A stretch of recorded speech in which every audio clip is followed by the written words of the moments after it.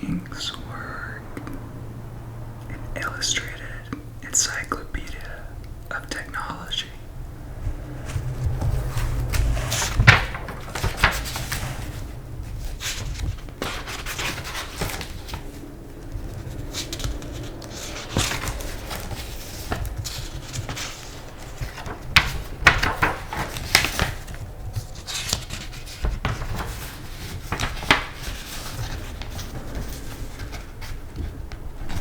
Distillation.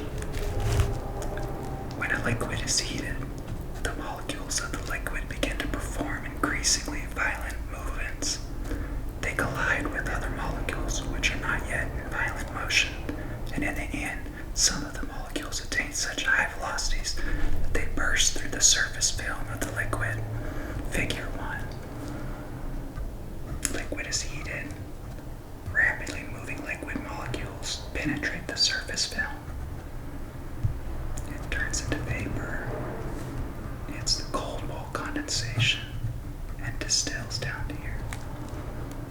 They thus escape from the liquid as a gas. When they encounter the molecules of a colder medium, these escaped molecules part with some of their kinetic energy, coalesce, and finally form water droplets. This process can be observed when water is boiled in a kettle. The water vapor, or steam, which emerges from the kettle, condenses against the kitchen windows. Similarly, water which is evaporated by the sun's heat will, on cooling when it rises to great altitudes, similarly condense to tiny droplets, clouds, which may eventually coalesce into larger drops that fall as rain. In chemical technology, this process is performed in a distilling apparatus, figure 2, which, if it is of large size, is known as a distilling column, figure 3. Here's the modern distilling apparatus, figure 2. There's a circular bottom.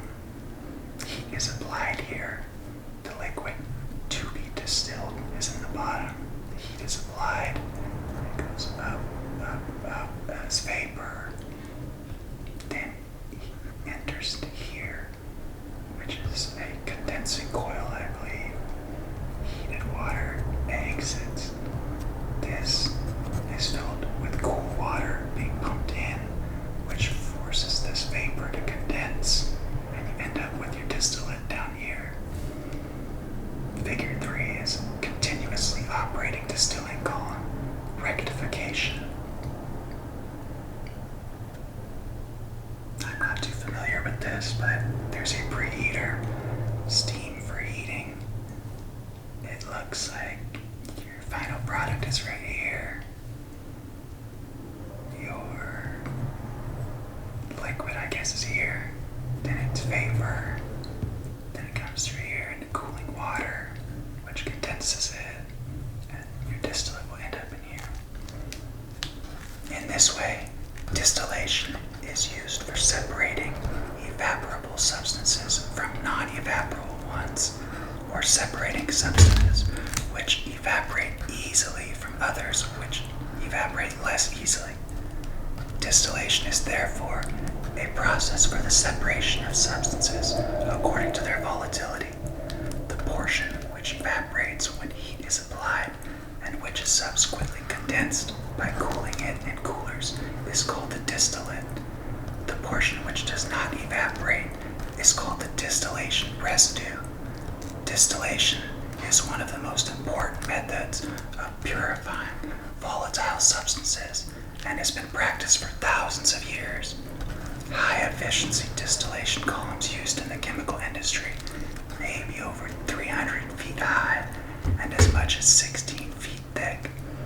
They are employed more particularly in the petroleum industry for the production of power gases, fuels, lubricating oils, etc. But the distillation is, for example, also an essential process in the manufacture of alcohol.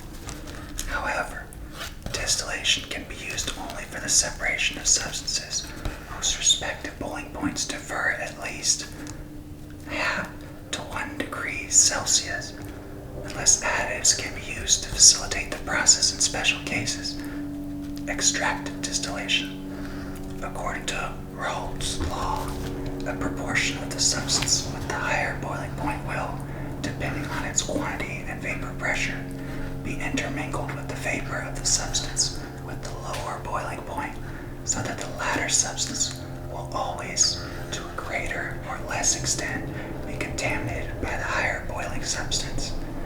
By returning a portion of the distillate of the lower boiling substance to the head of the column, however, the separation efficiency can be improved, as, for example, in rectifying installations, figure 3, which we looked at a little bit earlier.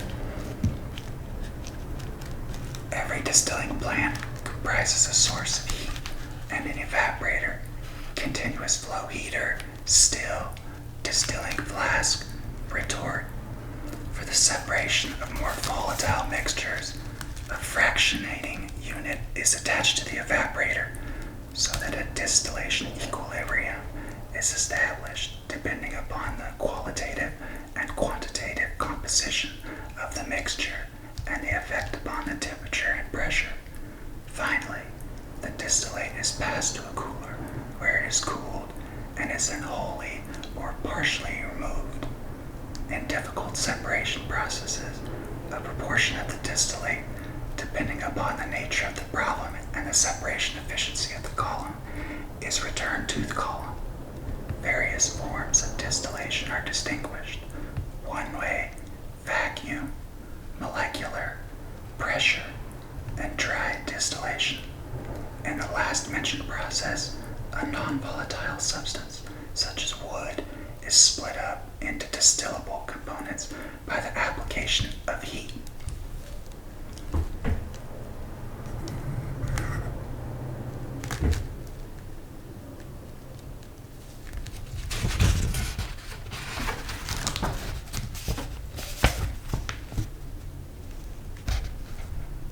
Next up is a centrifuge.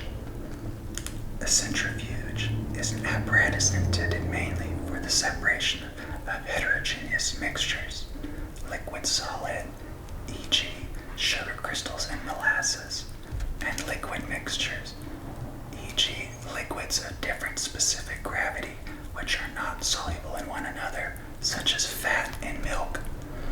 The physical principle on which the functioning of the centrifuge is based can be explained by first considering what happens when grains of sand suspended in water settle to the bottom. When sand is stirred up in a jar containing water, the force of gravity will exercise a more powerful attraction on each individual sand grain than on the water particles, because a grain of sand has a greater mass than the surrounding water particles. The sand grains are therefore pulled down to the bottom of the jar. This is called sedimentation. After a time, the system comes to rest. After a time, the system comes to rest. We then see that two layers have formed in the jar. On the bottom is the settled sand, and over this is the water. A similar separation can also be produced in a centrifuge. Indeed, it can be speeded up by subjecting the grains of sand or other particles of matter suspended in the liquid to a centrifugal force instead of gravitational force.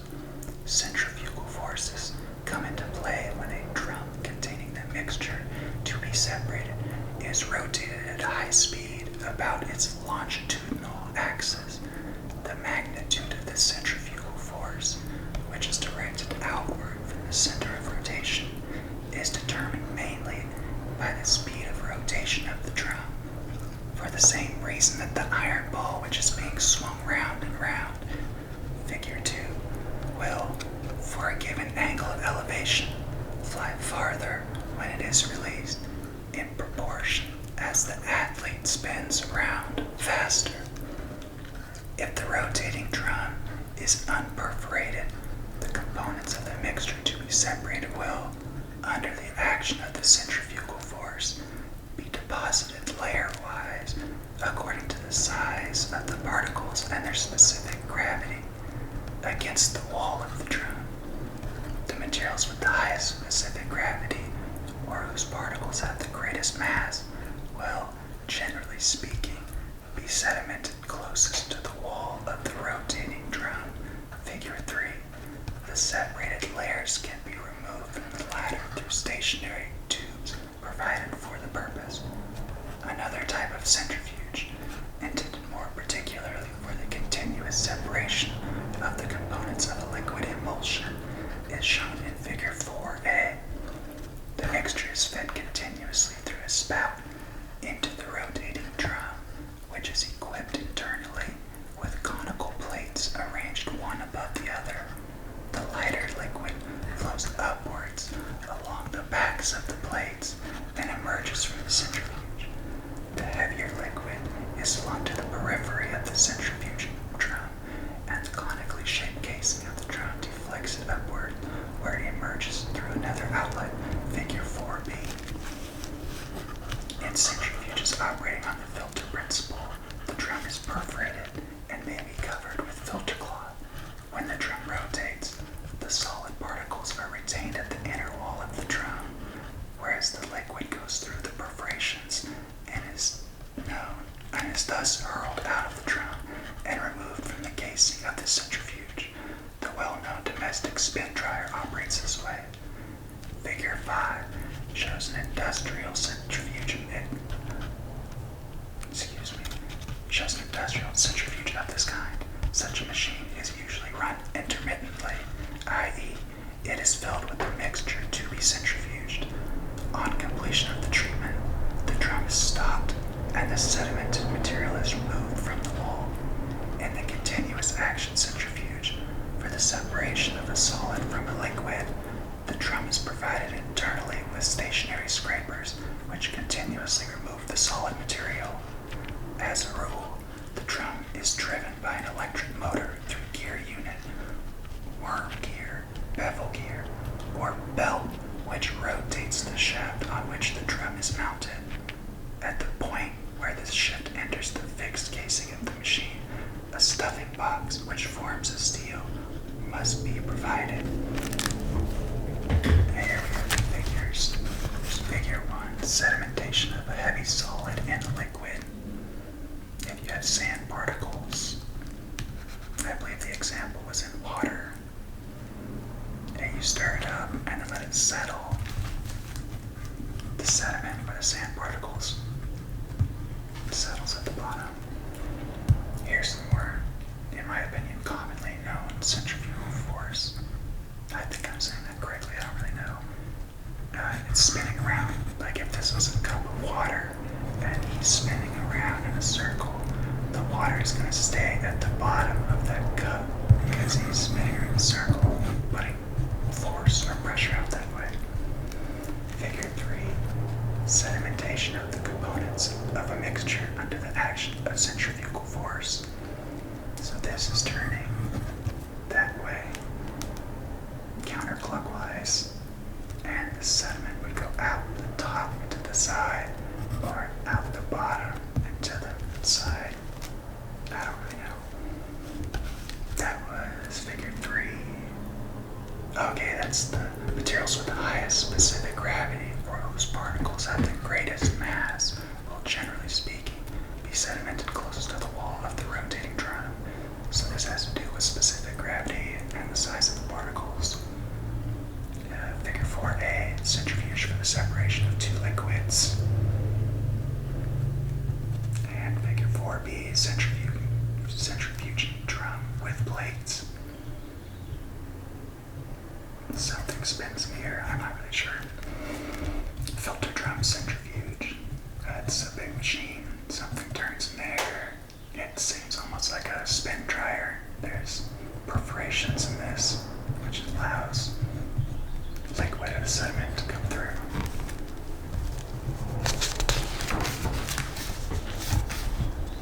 Next up, fire extinguishers.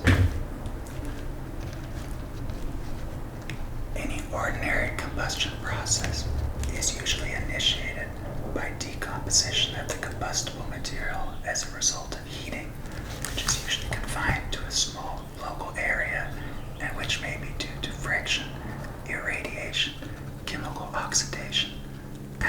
sparks or flames. This decomposition produces combustible gases, which ignite because they react violently with the oxygen of the air. The reaction produces heat, which causes further decomposition of the material and thus produces more gas.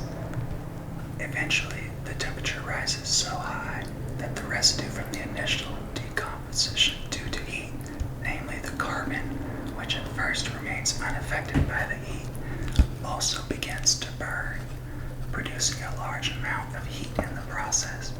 This continuously liberated heat keeps the combustion process going until the combustible material, or the oxygen needed to sustain the process, has been consumed.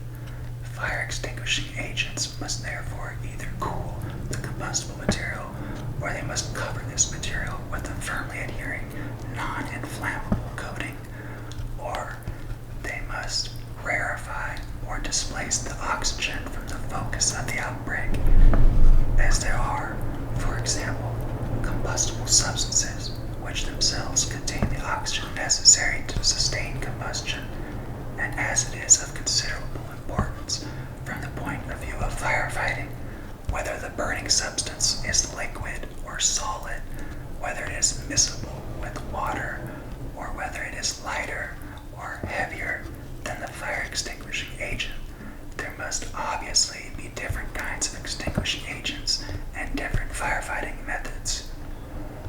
The carbon tetrachloride extinguisher, figure 1, contains anything from 0.5 to 6 liters of this chemical with certain additives, which is forced out of the extinguisher by the gas pressure from a cylinder of liquefied carbon dioxide.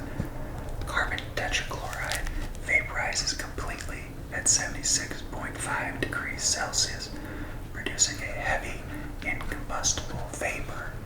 This kind of extinguisher is more particularly suitable for putting out fires in machinery and electrical installations. The carbon dioxide extinguisher, figure 2, contains 5 to 6 liters of carbon dioxide under high pressure.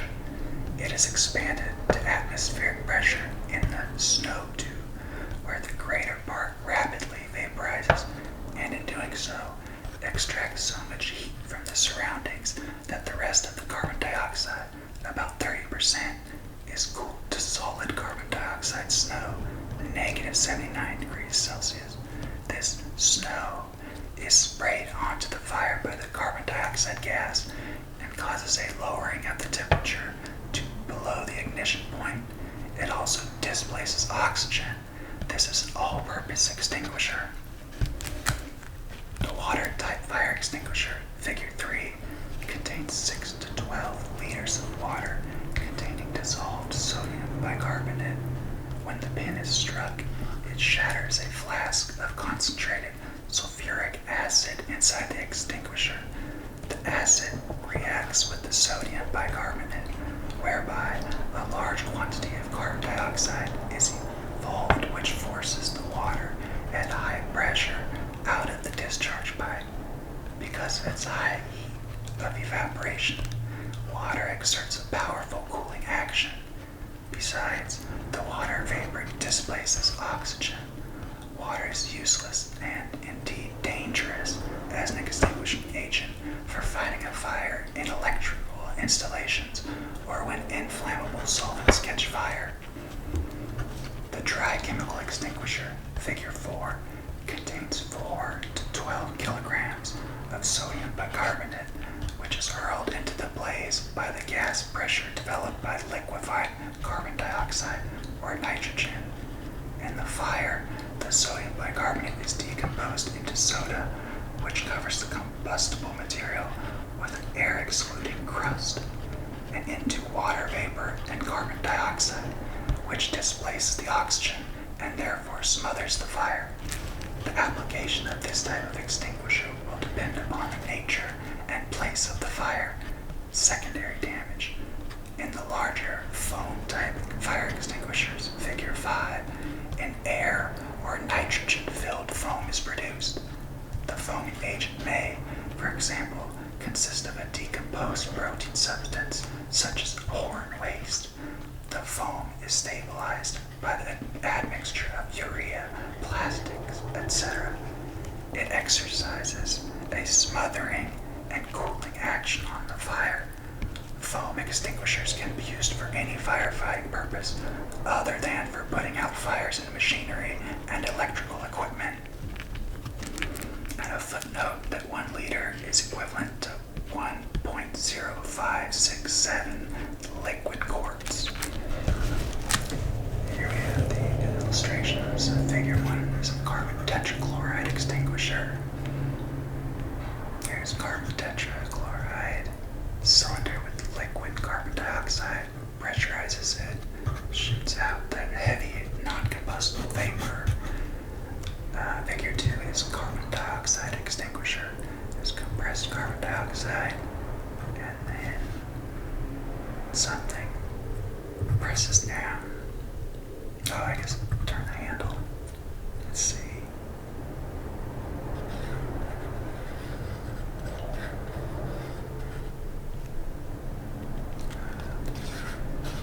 Figure 2.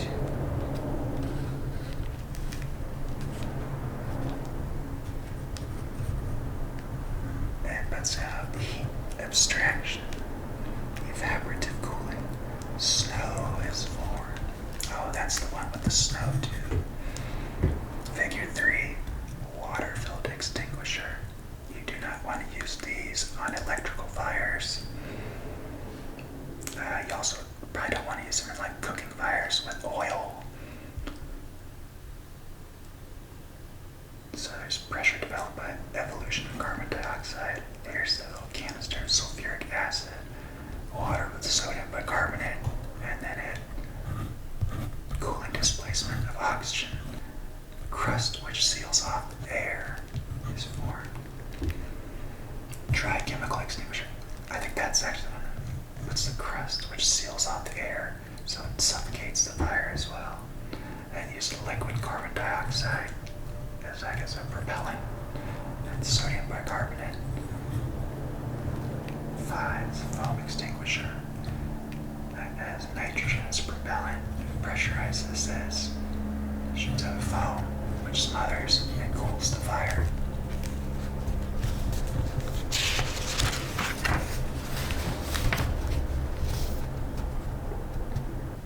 I think that's all we're gonna do for today. We'll see how this video turns out. If you liked it, leave a comment, a like, subscribe to the channel.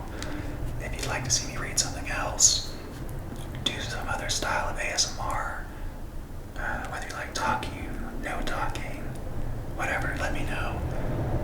That's all